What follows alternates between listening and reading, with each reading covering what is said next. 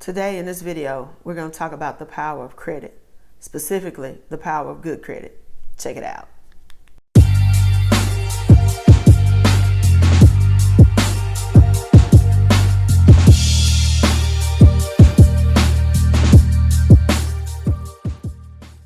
Hi, I'm Rhonda Burgess, and I'm a real estate broker and mortgage underwriter here in Nashville, Tennessee, and my firm is Southern Living Realty Partners. Okay, today I just want to tell y'all a story first of something that I experienced this past week, and it goes to about the power of good credit. Okay, so I know many of you have heard me talk about my son, Eric. Eric was needing a new car. So he was like, well, will you go with me? Help me pick out something. I was like, cool. Yeah, works for me. So last weekend, let me back up. The week before, he had done his research. Y'all know how I am about doing your research.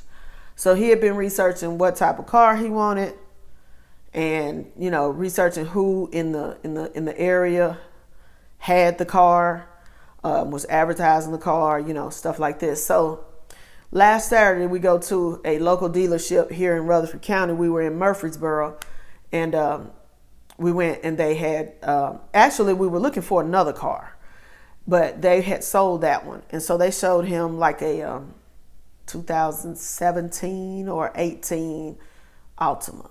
Okay, and it only had like 40,000 miles. It was clean. It was nice. The Carfax was clean on it. Everything looking great. Okay, so when we decide this is the car we're gonna buy, you know how it is when you go to the car dealer. So we go in and we sit down at this desk, and there's some young people with another salesman sitting behind us. And I mean young people, like, my son, he'll be 30 in September. So these look like about 22, 23 years old. Okay.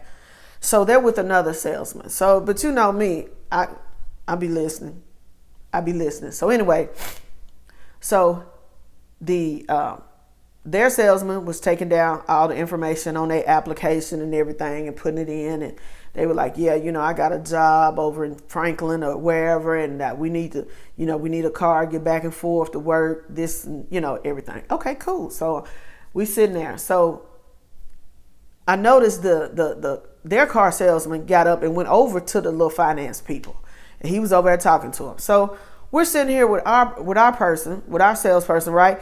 And he's like, let me get your driver's license. He putting everything in. He just going on about his little business, okay?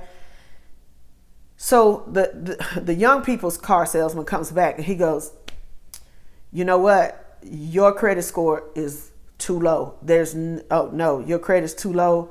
Your credit's too bad. There's nothing we can do. So then he asked the female, that was with him, and could we run your credit? Would your credit be any better? And she said, no, it wouldn't. Mine's probably worse. So he was like, okay, sorry, I can't help you. I don't know about y'all. I keep telling y'all I'm old, but back in the day when we would go try to get a car, and if you couldn't get a car, they would come back with 2 or 3 games they would run, right? You need more of a down payment. You need a cosigner because your mom and dad will come down here and cosign for you. You need this, you need that. Or how they would let you take the car for the weekend and then call you on Monday talking about, oh man, look, we couldn't get nobody to pick you up. You're going to have to bring the car back, or you're going to have to bring some more money, or you're going to have to do this, or you're going to have to do that. At least that's been my experience before. But this salesperson just cold flat told him, look, no, score too low. You tow up from the floor up there. There's nothing we can do. Okay, sorry about that. I had to sneeze. Y'all know these allergies got me this year. So, he was like, no, there's nothing we can do. And then he was just like, y'all need to go on because there ain't nothing we can do. Okay. So at the same time, I'm noticing, our little salesperson, he just over here just typing away, blah, blah, blah. Next thing I know, here come the man, the finance man come with the papers. Did you want to put money down? Because you ain't got to put no money down. So my son was like, yeah, I'm going to put some money down. I'm going to put X number of dollars down. And so he was like, well, okay, because you don't have to. We got you approved with such and such bank. at 3%, 4%, whatever it was, And so he was like, whatever you need. Okay. So I'm like, wow. Okay. Because, I told y'all before, I set the kids up when they was younger and make them authorized users. With my son, I paid his student loan every month for 12 months. That was his only credit that he had. I set it up every month for 12 months and then I paid it off. Okay? Because it was a small little student loan, like $1,100 to $1,200. It wasn't a whole bunch of money. So I know since then he has American Express and all these other things that, they just came to him. All because we started him on a good foundation. He had that good credit. So we sitting there and I'm like, okay. So the difference, so then the salesman's okay, I got to go get the tag for the car, and put the tag on. The other guy, I already took care of that. I already put it on now. So he good to go whenever y'all get through. Okay. We was in and out in less than 30 minutes. And that was just because we just sat there chewing the fat with him afterwards, just talking and everything. This is the power of good credit. With good credit, you can walk in and get what you need. Okay? It has not been, let me just say this, in this microwave society that we have come accustomed to, it does not happen overnight.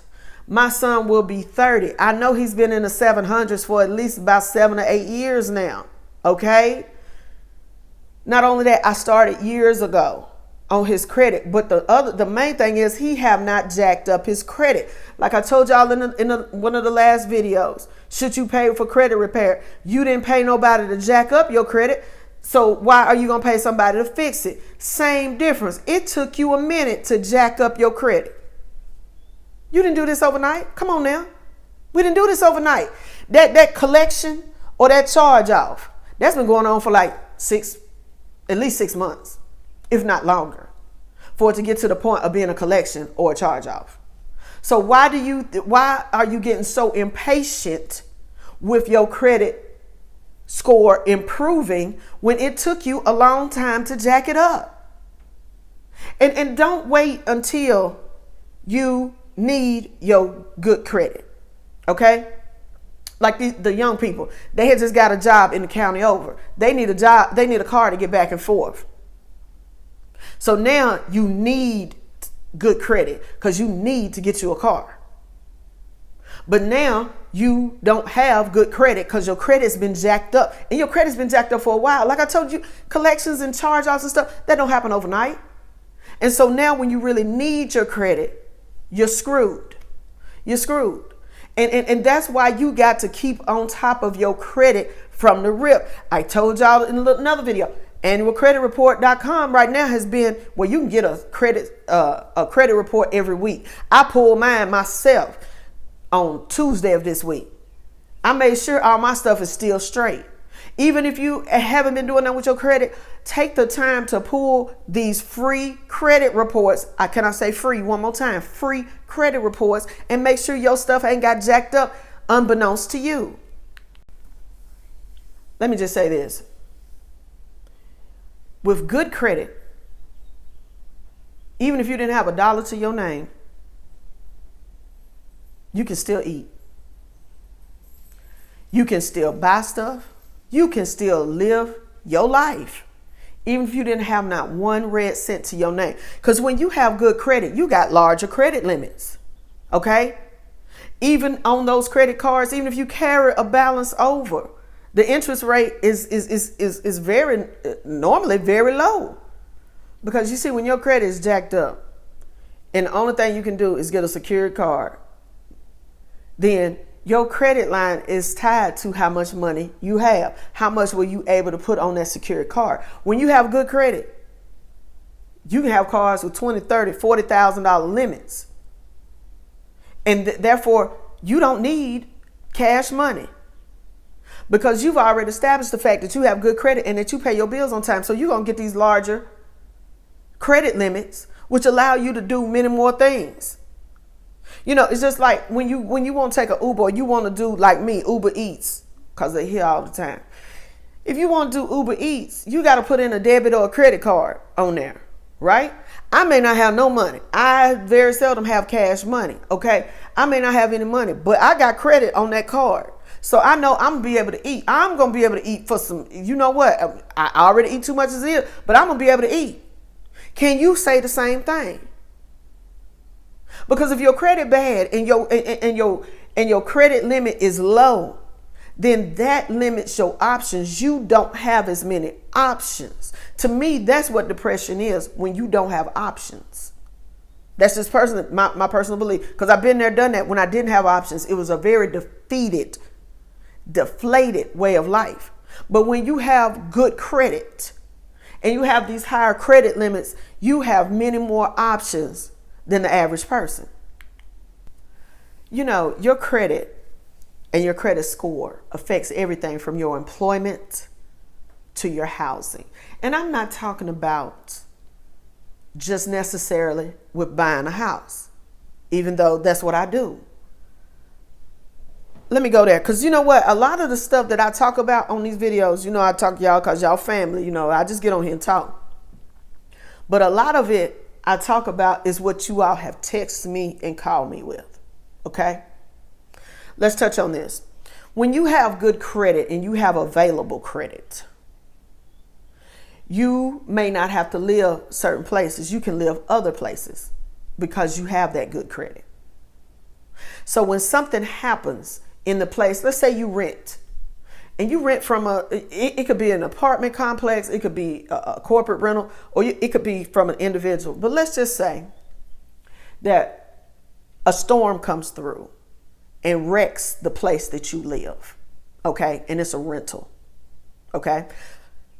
With good credit and high credit limits, you can go take your credit card and go down to the Marriott. You can go wherever you need to go stay. You're not worried about your landlord or whoever gonna come through, or the Red Cross to put you up. You can go check into the hotel, and you know, cool, if I'm gonna be here a week, whatever, until they get the situations straight at my rental, I'm not fazed about it. You know you'll be paid back. So the money is not really stressing you, because you know you got 30 days to pay this back. Charge it on your car. Okay, I got it. No problem. I'm not at my limit and I have enough available credit. Can I go there? Can I say that? Okay, same difference. Some of you all are being offered the opportunity now with this hot real estate market that your landlord offering y'all the opportunity to purchase that place you've been living in. I've had 3 of y'all in the last month tell me this is the opportunity that has fallen into my lap. I can buy this house. I like this house. My kids, you know, I don't want to leave the school district. I don't want, it's close to work, whatever. For whatever reason, you like that house. And now you've been presented the option to buy it and you ain't ready. Credit toe up from the flow up. What are we doing? What are we doing? So no, it's not an emergency. It's not an emergency because you haven't even been treating it like it's important. You have not been treating your credit like it was important. You need to be getting your credit together. And no, it is not going to happen overnight. I can't tell you how many people call me and tell me I have a 500 something credit score and I don't know why. You don't know why. Okay. So my comeback is, what did your annual credit report.com say? What's your annual credit report say? Well, I don't know. Well, first of all, we can't talk until you have your credit score. You have your credit report. What are we talking about? We're not talking about nothing. Because if you don't know, then I don't know. Okay. Then you come back and you say, well, yeah, well, I only have, I only have one credit card and I got my student loans and this, that, and the other. And then so I say, is your card maxed out? No. And I've learned that I'm not saying it right because I'm saying, is your card maxed out? And it's a $500 credit limit and you done charged up $456.92 and you think it's not maxed out. When I done told you, I don't know how many times y'all supposed to stay below 30% utilization and you sitting up here at 95% utilization and then you wonder why your credit score done tanked. Or I will say to you, how many collections charge off judgments you got. And y'all always want to holler, I don't have none. And I say, okay, I'll wait. And then you come back with a list of collections, a list of charge-offs, and you still keep saying, I don't understand why my credit is low. Like I done told y'all, it's so much free information out here on this internet and on YouTube. I don't even understand what we're doing. But don't wait until you need your credit. Don't wait until you need good credit and you ain't got it. That's the worst. You should have been doing the work. You should have been doing the research. You should have been putting in the work. You got to put in the work to maintain a good credit score, to get it and maintain it. But y'all waiting until the last minute, and now you behind the 8 ball. You know, they're going to offer you can buy it, but you got to buy it in June. You can't buy it in next November. You can't buy it next Juneteenth. You got to buy it now. And y'all done set up here and ain't done no work. You don't even know, and you know you got this stuff on here that you got to get off.